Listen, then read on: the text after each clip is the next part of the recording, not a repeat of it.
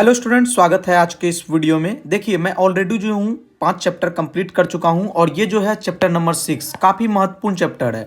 देखिए, हुआ क्या ना कि जब हम इस चैप्टर को देखेंगे तो काफ़ी कुछ इंपॉर्टेंट चीज़ें सीखने को मिलेगा और इनके साथ ये काफ़ी इंटरेस्टिंग टॉपिक है क्योंकि इसमें हम लोग देखेंगे कुछ नए आइडियोलॉजीज, नई विचारधारा को, यानी 1920 के बाद, नॉन कॉपरेशन मूवमेंट के बाद जो कुछ नई विचारधाराएं का उद्गम हुआ, हम उनको देखेंगे। देखिए, असल में क्या हुआ ना कि गांधी ने जैसे ही नॉन कॉपरेशन मूवमेंट को रोकने की घोषणा की, क्योंकि हम जानते हैं कि 1922 में एक चौड़ी चौड़ा घटना हुई थी, उनके बाद हिंसक प्रदर्शन में बदल गया था नॉन कॉपरेशन मूवमेंट। तो गांधी ने इनको देखते हुए नॉन कॉपरेशन मूवमेंट को विड्रॉ कर लिया।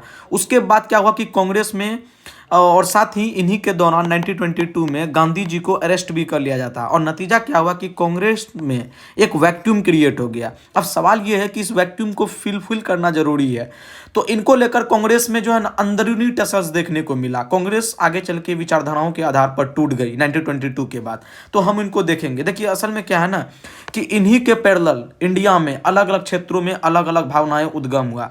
चलिए हम लोग बात करते हैं सबसे पहले कि स्वराजिस्ट, क्योंकि कांग्रेस के टूटने के बाद स्वराजिस्ट भावना आई। उनके साथ साथ आपको लेनिन की जो विचारधारा है, मार्क्सिस्ट लेफ्टिस्ट विचारधारा, वो देखने को मिला। आर्म रिवोल्यूशनरी फेज 2, जो कि फेज 1 हम ऑलरेडी डील कर चुके हैं कि 1907 से 1977 तक जो फेज 1 रहा था रिवोल्यूशनरी का, एक बार फिर रिवोल्यूशनरी फेज का उद्गम हुआ।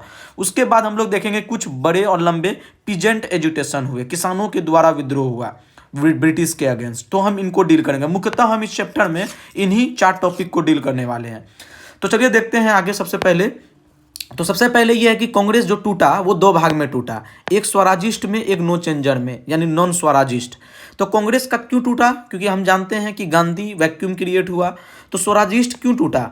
कहा जाता है कि स्वराजिस्ट बनने का सबसे पहला कारण क्या था कि कुछ जो स्वराजिस्ट लोग थे वो लोग चाहते थे कि जो एग्जीक्यूटिव काउंसिल्स में एंट्री को लेकर कि हाँ, हम जो है चुनाव लड़ेंगे, कांग्रेस चुनाव लड़ेगा। तो इन्हीं के बीच में कुछ ऐसे भी लीडर थे जैसे वल्लभ भाई पटेल, राजेंद्र प्रसाद, राजगोपालाचारी, ये लोग इनके अपोज कर रहे थे। इनके वजह से कांग्रेस 2 विचारधाराओं में टूट गई। देखिए, असल में क्या हुआ ना कि हम बोले ना काउंसिल एंट्री को लेकर चीजें हुई आगे। अब देखिए, इसका उद्देश्य क्या था? इसका उद्देश्य था कि कुछ रिफॉर्म्स, यानी लेजिस्लेटिव काउंसिल्स में भाग लेकर ब्रिटिश शासन पर दबाव बनाएंगे और कुछ लेजिस्लेटिव कुछ बदलाव लाएंगे। इनमें से जो मुख्यतः लीडर थे वो चित्तरंजन दास थे, मोतीलाल नेहरू थे, अजमल खान, ये लोग कुछ प्रमुख स्वराजिस्ट लीडर थे। तो वहीं उसके अपोजिट वल्लभ भाई पटेल थे जो नो चेंजर थे, राजेंद्र प्रसाद और श्री राजगोपालाचारी, ये कुछ प्रमुख नॉन स्वराजिस्ट थे और ये लोग स्वराजिस्ट थे। हुआ क्या ना कि CR दास, जो कि एक प्रमुख चेहरा थे स्वराजिस्ट में, उन्होंने क्या किया, एक प्रपोजल लाया 1922 में, जब बिहार में असल में गया सेशन हो रहा था। तो यहीं पर इसको लीड कर रहे थे। इस सेशन के प्रेसिडेंट कौन थे? चित्तरंजन दास। और चित्तरंजन दास ने क्या सुझाव दिया? एक प्रपोजल लाया लेजिस्लेटिव काउंसिल्स में एंट्री को लेकर। लेकिन हुआ नतीजा क्या कि इन लोगों ने इनके विरोध में खड़ा हो गया कि नहीं, कांग्रेस जो है एग्जीक्यूटिव काउंसिल्स में भाग नहीं लेगा, इलेक्शन नहीं लड़ेगा। तो क्या हुआ, कांग्रेस 2 विचारधाराओं के आधार पर 2 भाग में टूट गई। चित्तरंजन दास समेत मोतीलाल नेहरू, अजमल खान ने कांग्रेस से इस्तीफा दे दिया, डिजाइन कर दिया और क्या हो गया, इससे अलग हो गए। अलग होने के बाद एक पार्टी की गठन होती है भारत में। उस समय जो पार्टी थी वो काफ़ी महत्वपूर्ण पार्टी थी जिसका नाम था कांग्रेस खिलाफत स्वराज पार्टी। ये कांग्रेस खिलाफत स्वराज पार्टी का जैसे ही गठन होता है, उसके बाद क्या होता है ना कि आगे चल के कांग्रेस स्वराज पार्टी जो है एक इलेक्शन भी लड़ती है। तो होता क्या कि 1923 में जब इलेक्शंस होते हैं तो इलेक्शंस के समय 141 सीटों पर चुनाव होते हैं। 141 सीटों पर स्वराज पार्टी जो है कुल 42 सीटें लाती है। और जो सेंट्रल प्रोविंसेस, जो मध्य वाला भाग है, आज के समय में मध्य प्रदेश वाला क्षेत्र, सेंट्रल प्रोविंसेस में जो है क्लियर मेजोरिटी प्राप्त कर लेता स्वराज पार्टी। और एक बेटर अचीवमेंट दिखता भी है कि स्वराज पार्टी ने चुनाव लड़ा और साथ ही मेजोरिटी भी हासिल कर ली। हुआ क्या ना कि इसका उद्देश्य ये था कि दबाव बनाया जा सके ब्रिटिश शासन के अगेंस्ट एग्जीक्यूटिव काउंसिल्स में पार्टिसिपेट करके। तो क्या होता है ना कि बाकायदा कुछ मेजर अचीवमेंट भी उन्होंने प्राप्त किया। जब हम मेजर अचीवमेंट की बात करते हैं खिलाफत स्वराज कांग्रेस पार्टी की, मतलब स्वराज पार्टी की, तो क्या हुआ ना कि जो सिविल लिबर्टीज, उस समय जो आम आदमी के जो सिविल लिबर्टीज थे, बोलने की आज़ादी, काम करने की आज़ादी, महिलाओं का पार्टिसिपेशन, एग्जीक्यूटिव काउंसिल्स में इंडियन की भागीदारी, आर्मी में जो है मतलब सिविल सर्विसेज, और जो आर्मी में इंडिजनाइजेशन जो अपर पोस्ट के लिए, तो ये सब काफ़ी अभाव होता था। तो इन्हीं सिविल लिबर्टीज़ को, मुद्दे को उठाना और ब्रिटिश गवर्नमेंट के अंदर एजिटेट करना कि हाँ सेल्फ गवर्नमेंट लाएंगे। और स्वराज पार्टी का उद्देश्य भी यही था कि सेल्फ गवर्नमेंट लाना है। तो सेल्फ गवर्नमेंट लाने पर दबाव बनाना है एग्जीक्यूटिव काउंसिल में। हुआ क्या कि विट्ठल भाई पटेल को जो है ना इसी स्वराज पार्टी से 1925 में स्पीकर बनाया जाता है। किसको? विट्ठल भाई पटेल को। किस पार्टी से आते थे? स्वराज पार्टी से। देखिए, और इसका एक बेटर अचीवमेंट मिला जब 1922 में जब पब्लिक सेफ्टी बिल लाया गया। तो पब्लिक सेफ्टी बिल हम आगे देखेंगे। तो 1928 में जब पब्लिक सेफ्टी बिल लाया तो इसको बाकायदा हराने का काम किया स्वराज पार्टी। पूरी दबाव बनाया ब्रिटिश गवर्नमेंट के अगेंस्ट, क्योंकि एग्जीक्यूटिव काउंसिल में मेजोरिटी थे उनके पास। और साथ ही जो मोंटफोर्ड स्कीम आया था, आपको याद है 1999 का जो मोंटेक चैम्सफोर्ड रिफॉर्म, तो मोंटफोर्ड स्कीम्स को भी कहीं ना कहीं एक्सपोज करने का काम किया। तो ये काफ़ी महत्वपूर्ण हो जाते हैं। तो ये मेजर अचीवमेंट रहा किसका? आपके स्वराज पार्टी का। चलिए अब नेक्स्ट देखते हैं हम लोग कि स्वराज पार्टी का फिर डिक्लाइन भी हो गया, स्वराज पार्टी पतन हो गई, टूट गई, कमजोर हो गई। क्यों हो गया? सबसे बताया जाता है कि इस समय जो था ना, असल में इंडिया में बात करें तो कम्युनल पॉलिटिक्स बढ़ने लगा। क्यों बढ़ने लगा? क्योंकि रिवोल्यूशनरी, हमने बात किया ना कि रिवोल्यूशनरी फेज शुरू हो चुके थे। आगे पढ़ेंगे हम लोग HRA HSRA के बारे में। तो रिवोल्यूशनरी फेज शुरू हो चुका था। हिंदू महासभा के भी काफ़ी सारे एक्टिविटीज़ उस समय देखने को मिला था। अंदरूनी कलह हो गया, अंदरूनी डिवीजन हो गया स्वराज पार्टी में। कुछ लोग जो है रिस्पॉन्सिविस्ट में टूट गए, जैसे मदन मोहन मालवीय, लाला लाजपत राय। तो कुछ लोग जो है नॉन रिस्पॉन्सिविस्ट में टूट गए, जैसे मोतीलाल नेहरू। तो यानी स्वराज पार्टी दो भागों में टूट गए। जैसे कांग्रेस ने दो भागों में टूटा, स्वराजिस्ट, नॉन स्वराजिस्ट यानी नो चेंजर, उसी प्रकार आपके स्वराज पार्टी भी दो भागों में टूट गई, नॉन रिस्पॉन्सिविस्ट और नॉन रिस्पॉन्सिविस्ट। और कम्युनल पॉलिटिक्स तो बढ़ा ही, हिंदू महासभा के भी एक्टिविटीज देखने को मिले। और खास बात क्या है कि चित्तरंजन दास का उस समय डेथ हो गया। तो 1925 के बाद क्या हुआ ना कि स्वराज पार्टी लगातार कमजोर होता चले गया। अब हम बात करते हैं नॉन स्वराजिस्ट की, यानी नो चेंजर की। नो चेंजर ने इसी के पैरेलल कुछ अलग स्ट्रेटजी अपनाया। उन्होंने क्या किया कि अलग अलग जगहों पर आश्रम इस्टेब्लिश किया। वहाँ के जो ट्राइबल्स लोग थे, आदिवासी लोग थे, लो कास्ट के लोग थे, लो कास्ट के लोग, उनसे इंगेज करने का कोशिश किया कांग्रेस। और खादी चरखा को प्रमोट करने का काम किया। नेशनल स्कूल, राष्ट्र स्तर पर स्कूलें बनाई, अपनी स्कूल, जहाँ पर जो नॉन कॉलोनियल फ्रेमवर्क होगा, मतलब ब्रिटिश विचारधाराओं से प्रेरित नहीं होगा, स्वदेशी विचारधारा, सांस्कृतिक, इन सबों पर फोकस किया जाएगा। हिंदू मुस्लिम यूनिटी की बात करने लगा। और साथ ही जो है अनटचेबिलिटी, उस समय में जो था भेदभाव, छुआछूत, उसको लेकर भी मतलब आवाज़ उठाया कि नहीं, भेदभाव नहीं होनी चाहिए। तो इन सब चीज़ों पर काम करने का काम किया कौन? No changer. लेकिन वो लोग स्वराजिस्ट लोग इलेक्शन लड़े और इलेक्शन में जीते भी। तो ये दोनों का दो तरीके के काम और अप्रोच रहा। अब देखिए क्या हुआ ना कि इनको लेकर जो क्रिटिसाइज भी हुआ कंस्ट्रक्टिव वर्क नो चेंजर के द्वारा। क्या क्रिटिसाइज हुआ? जिसको हम लोग बोलते हैं ना, आलोचना हुआ। क्यों हुआ आलोचना? कहा जाता है कि लोअर कास्ट के लोग, ट्राइबल्स लोग इंगेज नहीं हो पा रहे थे, कुछ प्रॉब्लम्स आ रही थी। क्योंकि आमतौर पर कांग्रेस में जो है ना मिडिल क्लास, अपर कास्ट के लोग बहुत ज़्यादा डोमिनेट कर रहे थे, क्योंकि सबसे ज़्यादा इंटेलेक्चुअल्स और लिबरल्स वही थे। वही लोअर क्लास और मिडिल क्लास के लोग रिवोल्यूशनरी एक्टिविटी में ज़्यादा इन्वॉल्व थे और आसानी से इंगेज और कोऑर्डिनेट कर पा रहे थे। देखिए, खादी और चरखा की बात करें तो खादी चरखा आपको देखने को मिलेगा कि ये लोग काफ़ी कॉस्टली होते थे मुकाबले ब्रिटिश गुड्स के। तो ये भी एक बड़ा प्रॉब्लम था। नेशनल स्कूल्स तो बन गए थे, लेकिन प्रॉब्लम्स वहाँ भी आ रही थी। और ग्राउंड पे अनटचेबिलिटी को लेकर जो चीज़ें होनी चाहिए वो नहीं हो पा रहे थे। अनटचेबिलिटी ग्राउंड में बाकायदा थे कांग्रेस के अप्रोच करने के बाद भी। तो इन प्रकार के भी क्रिटिसिज्म नो चेंजर को झेलना पड़ा, आलोचना झेलना पड़ा। अब देखिए, बात करते हैं गांधी जी की। तो क्या हुआ ना कि 1924 में गांधी जी 1922 में जेल गए। उसके बाद फिर गांधी जी 1924 के समय में रिलीज हो गए।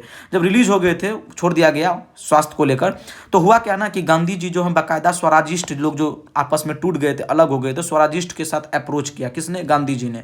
कब? बेलगांव, जब बेलगांव कांग्रेस सेशन हुआ। ये काफ़ी महत्वपूर्ण सेशन है और आपको याद रखना होगा कि जो बेलगांव कांग्रेस सेशन हुआ उसको कौन लीड कर रहे थे? वो महात्मा गांधी कर रहे थे। और यहीं पर गांधी ने एग्री कर दिया कि ठीक है, स्वराजिस्ट जो है अपने तरीके से रहे, लेकिन वो कांग्रेस का इंटीग्रल पार्ट होगा, यानी कांग्रेस से जुड़े हुए होंगे। तो ये चीज़ देखने को मिला। अब चलिए हम लोग आगे देखते हैं कि इन्हीं के साथ कुछ अदर विचारधाराओं भी इंडिया में हमको देखने को मिला। और उस समय जो कुछ प्रमुख विचारधाराएं थी उनमें से एक था आपके CPI, communist party of India. और साथ ही लेफ्टिस्ट के रिगार्डिंग कुछ कंस्पेरेसी भी। देखिए क्या हुआ ना कि उस समय में जो ग्लोबली मार्क्सिस्ट विचारधाराएं बहुत तेजी से फैल रही थी और सोवियत संघ में रिवॉल्यूशन भी चल रहा था, क्रांति चल रही थी, तो इसका प्रभाव इंडिया में भी देखने को लगा। 1922 में ताशकंद, जो कि आज के समय में उज्बेकिस्तान में है और इससे पहले सोवियत संघ का हिस्सा हुआ करता था, तो ताशकंद में 1920 में कम्युनिस्ट पार्टी की स्थापना होती है। कब होती है? 1920 में। किसके द्वारा? एम.एन. राव के द्वारा और अबानी मुखर्जी के द्वारा। अब देखिए लेफ्टिस्ट कम्युनिस्ट का इसमें भी रोल रहा, कानपुर बोल्शेविक कंस्पिरेसी में और मेरठ कंस्पिरेसी में। हुआ क्या ना कि ऐसे दांगे को मुजफ्फर अहमद को जेल कर दिया जाता है इसी कानपुर कंस्पिरेसी केस में। कानपुर बोल्शेविक हुआ था, बोल्शेविक रिवॉल्यूशन, तो बोल्शेविक से जुड़ा हुआ कुछ कंस्पिरेसी है। और साथ ही जो मेरठ में कंस्पिरेसी हुआ था, जिनमें कि 31 लीडर को गिरफ्तार किया गया था, जिनमें कि यूनियनिस्ट भी थे, लेफ्ट विंगर भी थे और भी काफ़ी सारे लीडर को अरेस्ट किया गया था मेरठ कंस्पिरेसी में।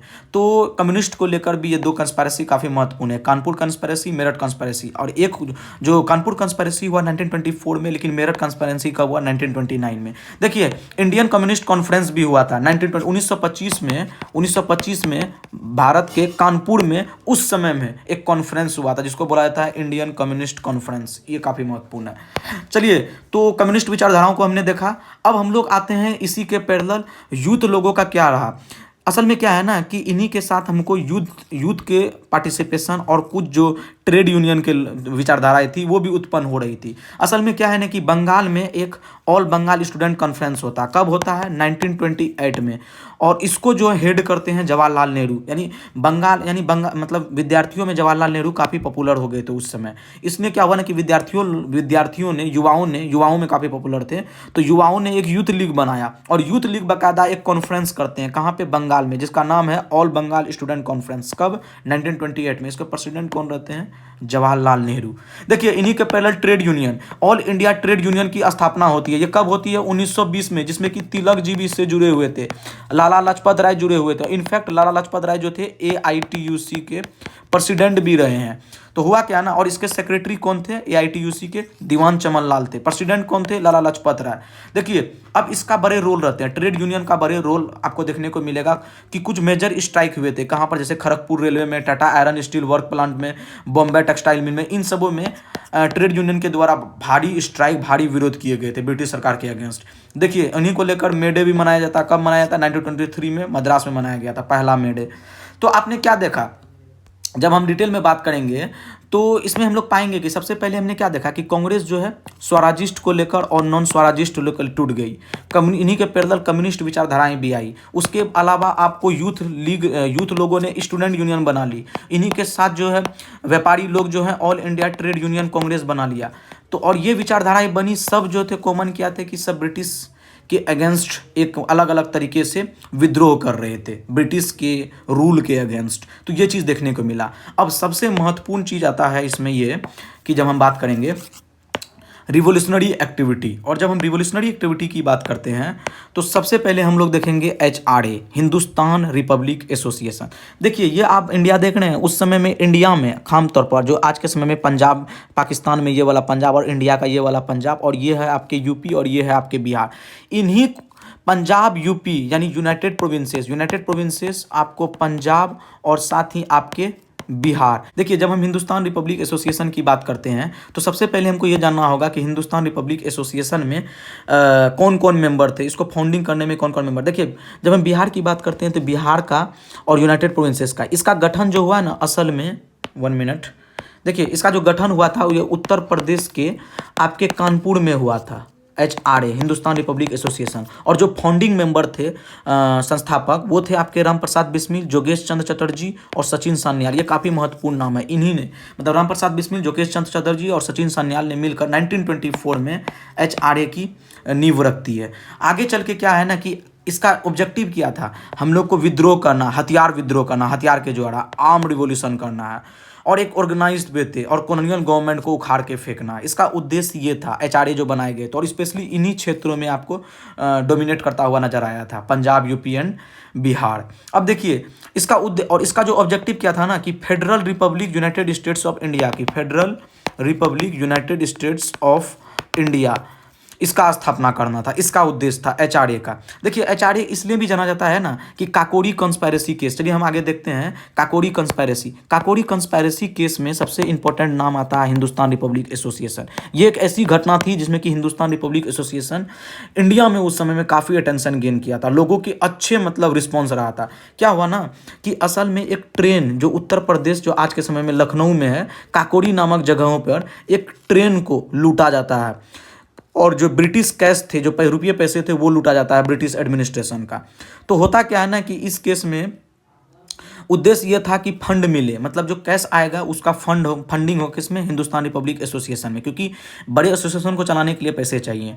तो ट्रेन लूटना यानी ब्रिटिश एडमिनिस्ट्रेशन का काकोरी के नज़दीक ट्रेन लूटा गया, जो पैसे भर के ट्रेन जा रहे थे उसको लूटा गया। ठीक है, और क्या हुआ ना कि इसके वजह से क्या हुआ, उस समय पब्लिक अटेंशन काफ़ी गेन किया और पॉजिटिव भी रहा। अब सवाल ये आता है कि इन केस में ब्रिटिश ने क्रैकडाउन कर दिया, ब्रिटिश ने क्या किया, इसको क्रश कर दिया और पकड़ा गया। ब्रिटिश जब बाकायदा जब कार्रवाई किया तो राम प्रसाद बिस्मिल, अशफाकुल्ला खान, रोशन सिंह, राजेंद्र लेहड़ी, यानी हम बोल सकते हैं कि 3R हो गया प्लस ए हो गया। ए मतलब अशफाकुल्ला खान, 3R मतलब राजेंद्र लाड़ी, राम प्रसाद बिस्मिल और रोशन सिंह।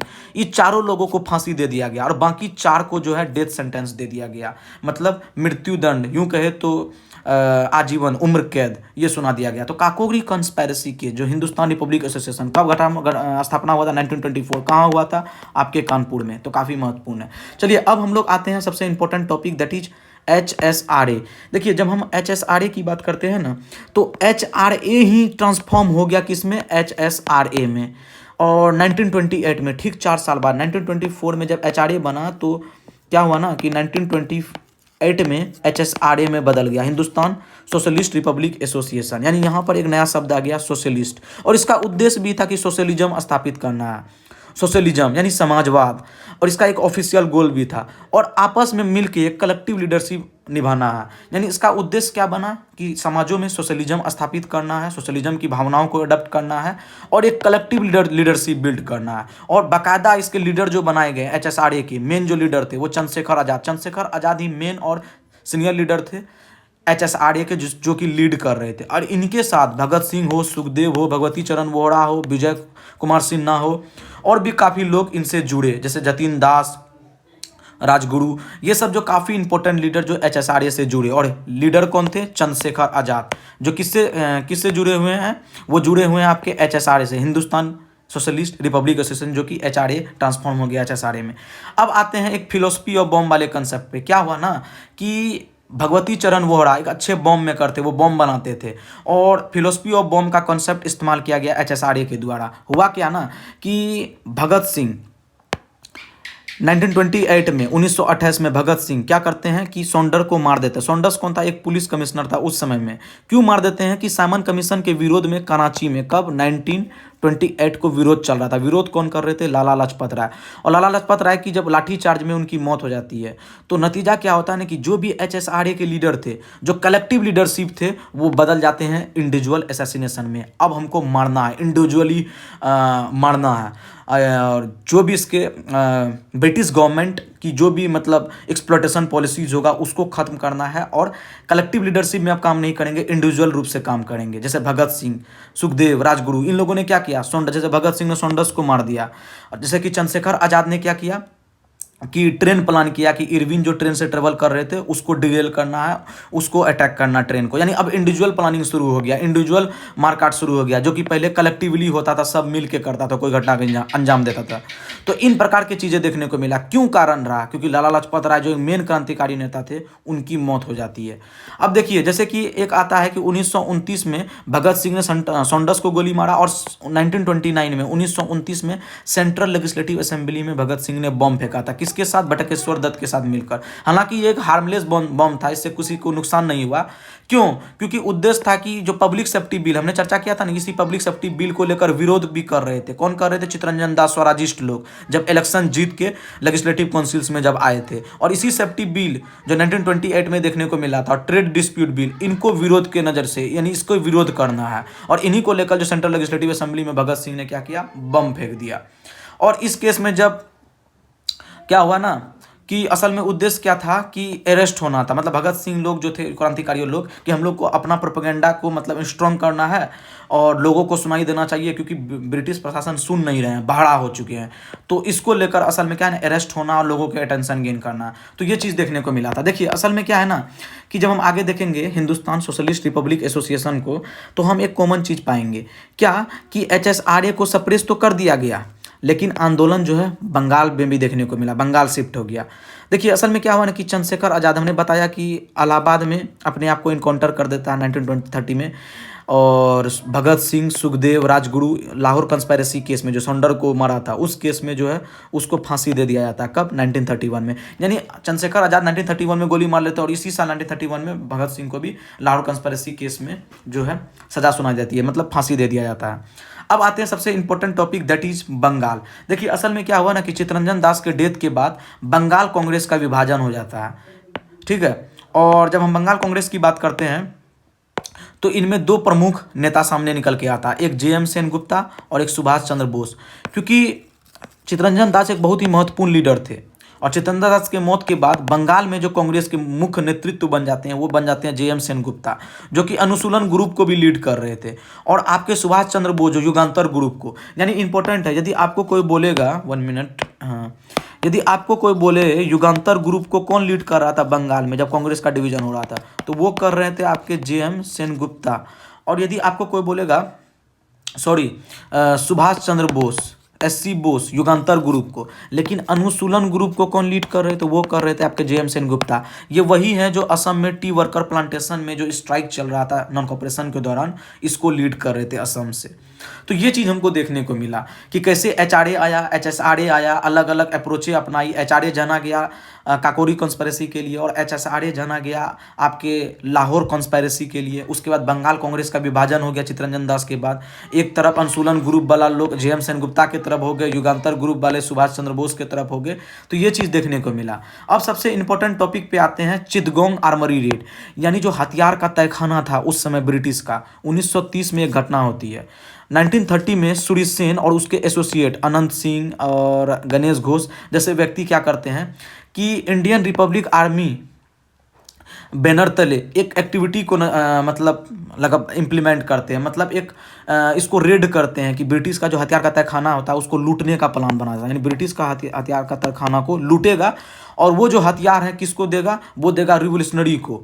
और रिवोल्यूशनरी लोग क्या करेंगे, उसका इस्तेमाल करेंगे ब्रिटिश सरकार के अगेंस्ट। तो हुआ भी यही कि इंडियन रिपब्लिक आर्मी बैनर तले इन लोगों ने नेशनल फ्लैग फैलाया और एक प्रोविजनल रिवोल्यूशनरी गवर्नमेंट स्थापित कर दिया और प्लानिंग बनाया। हालांकि क्या हुआ ना कि सूर्य सेन को जो है ना मार दिया गया ब्रिटिश गवर्नमेंट के द्वारा, और ये जो चिटगोंग आर्मरी रेड है यहीं पर समाप्त हो गए 1930 में। तो 1930 में एग्जैक्टली हुआ क्या ना कि चिटगोंग आर्मरी का रेड हुआ, और रेड के दौरान जो है एक महिला थी प्रीतिलता वाडेकर, उसकी मौत हो जाती है, मर जाती है। इन्हीं के साथ कल्पना दत्ता, देखिए महिला काफ़ी इंपॉर्टेंट है क्योंकि एग्जाम में आते हैं। जैसे कि हम बात करें प्रीतिलता वाडेकर, कल्पना दत्ता, शांति घोष, सुनीति चंद्री, बीना दास, ये लोग ऐसे प्रमुख महिलाएं थी जो कि चिटगोंग आर्मरी रेड, आज के समय में चिटगोंग जो है बंगाल प्रोविंसेस के हिस्सा हुआ करते थे उस समय में, लेकिन आज जो है बांग्लादेश का एक फेमस शहर है चिटगोंग, और ये एक पोर्ट वाले शहर है, और बाकायदा जो है यहाँ से काफ़ी व्यापार भी होते हैं। तो चिटगोंग जो आज के समय में बांग्लादेश है, लेकिन उस समय चिटगोंग एक ब्रिटिश का खजाना मतलब हथियार का तहखाना हुआ करता था, वहीं पे लूटा गया था। किसके द्वारा? सूर्य सेन लीड कर रहे थे, और इनके साथ अनंत सिंह और गणेश घोष। तो ये चीज़ देखने को मिला था, और प्रीतिलता वाडेकर की मौत हो जाती है। कल्पना दत्ता जैसे सूर्य सेन के साथ इसको लाइफ सेंटेंस मतलब उम्र कैद की सजा सुना दी, मतलब लाइफ सेंटेंस दे दी जाती है, उम्र कैद की सजा सुना दी जाती है और मार दिया जाता है। देखिए शांति घोष की बात करें, सुनीति चंद्री की बात करें, तो ये भी डिस्ट्रिक्ट मजिस्ट्रेट के द्वारा शॉर्ट डेड हो जाता है। बीना दास, ये भी एक प्रमुख नाम है जो चिटगोंग आर्मरी से जुड़ा हुआ रहा। देखिए अब हम आगे आए तो सबसे इंपॉर्टेंट टॉपिक को देखते हैं, that is major peasant movement. देखिए उस समय में पीजेंट मूवमेंट दो जगह काफ़ी एक्टिव थे, एक आपके महाराष्ट्र वाले क्षेत्र में, ये वाले क्षेत्र में, और एक आपके देखने को मिला था गुजरात वाले क्षेत्र में। यानी महाराष्ट्र में और गुजरात में देखिए क्या हुआ ना कि मोपला रिवॉल्यूशन काफ़ी महत्वपूर्ण है हिस्ट्री में।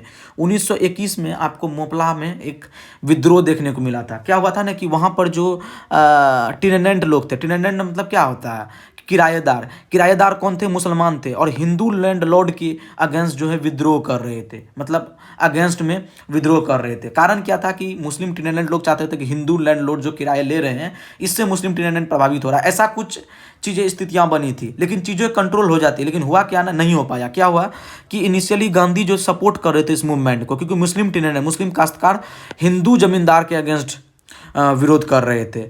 और जब देखा गया कि एक अली मुस्लियार नामक मुस्लिम लीडर को अरेस्ट कर लिया जाता है तो यह हिंसक प्रदर्शन में बदल जाता है। तो कांग्रेस और गांधी जी जो इनिशियली सपोर्ट कर रहे थे इस मूवमेंट से, ये दूरियां बना लेती है और अली मुस्लियार के गिरफ्तार होने के बाद ये हिंसक प्रदर्शन होता है ये राइट में बदल जाता है और हिंदू मुस्लिम राइट के नाम से जाना जाता है। ये मोपला का रिबेलियन, मोपला विद्रोह। Finally British forces, Malabar special forces के द्वारा इस आंदोलन को कुचल दिया जाता है। लेकिन ये काफ़ी मतलब इतिहास में एक बहुत ही डिबेटेबल टॉपिक बन जाता है जिसको हम लोग बोलते हैं मोपला रिबेलियन। अब आते हैं हम लोग बारदोली सत्याग्रह पे। देखिए, जब हम बात बारदोली सत्याग्रह की करें तो ये बारदोली सत्याग्रह को कौन लीड कर रहे थे? सरदार वल्लभ भाई पटेल। और सरदार वल्लभ भाई पटेल को असल में राष्ट्र नेता की जो चीज़ें मिली कि उन्होंने मतलब राष्ट्र नेता बन गए सरदार वल्लभ भाई पटेल इसी बारदोली सत्याग्रह को सफल होने के बाद। क्या हुआ ना कि बारदोली में असल में ब्रिटिश सरकार ने क्या किया कि 30% टैक्स रेवेन्यू हाइक कर दिया। और ख़ास बात क्या है कि जब हम बारदोली सत्याग्रह की बात करते हैं, ये एक तालुका है जो कि आज के समय में गुजरात में है। यहाँ पर फ्लड आ जाता है, फ्लड आने के बाद क्रॉप फेल्योर हो जाता है, खेती ठप हो जाती है और ब्रिटिश सरकार जो करते हैं टैक्स रेवेन्यू भी बढ़ा देते हैं जिससे कि किसान लोग विद्रोह कर देते हैं और इसका नेतृत्व तो सरदार वल्लभ भाई पटेल करते हैं। फाइनली क्या होता है ना कि अंग्रेजी सरकार फाइनली मानती है और मैक्सवेल ब्रूमफील्ड कमीशन बनाई जाती है और जो भी सीज किया हुआ ज़मीन रहता है कि जिन्होंने मतलब टैक्स नहीं दिया उसका ज़मीनें सीज कर ली गई, तो टैक्स सीज किया हुआ ज़मीन को लौटा दिया जाता है और किसानों की बात मान ली जाती है और जो टैक्स रेवेन्यू घटाया जाता है, टैक्स रेवेन्यू जो है उनको भी घटा दी जाती है। तो फाइनली एक सफल आंदोलन रहता है जो कि बारदोली सत्याग्रह सरदार वल्लभ भाई पटेल का।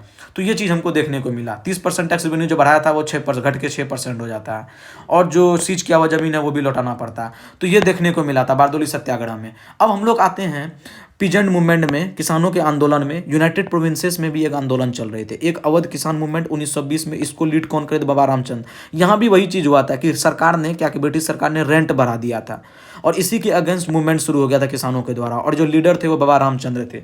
यही हुआ था एका मूवमेंट में। एका मूवमेंट को कौन लीड कर रहे थे? मदारी पासी। और स्पेशली ये चीज़ याद रखना है कि ये वाले जो आंदोलन रहे हैं आमतौर पर यूपी के हरदोई वाले, भरेच वाले, सीतापुर वाले रीजन में काफ़ी मतलब एक्टिव रहा था ये आंदोलन। और ये भी था क्या ब्रिटिश पर्सन ने क्या किया, रेंट जो है 50% बढ़ा दिया था और इन्हीं के अगेंस्ट मूवमेंट था। मदारी पासी इसको लीड कर रहे थे और फाइनली ये मूवमेंट को भी 1922 में ब्रिटिश सरकार के द्वारा कुचल दिया जाता है।